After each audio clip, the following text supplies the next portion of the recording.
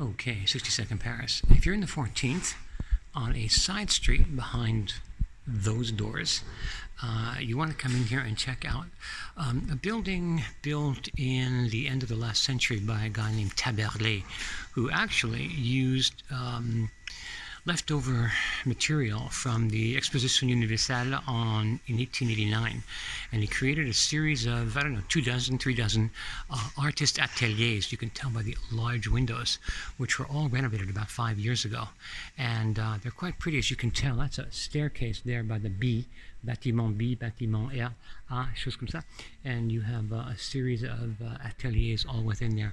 I'm not going to go in there because there's people in there and I don't want to bother them, and they're artists and they're very touchy and they might stab me with a rush. And that's it. Down there is a sous-sol. There's private living quarters down there, so I'm not going to go there, but you get an idea. Just a beautiful area. I got to go. Take care.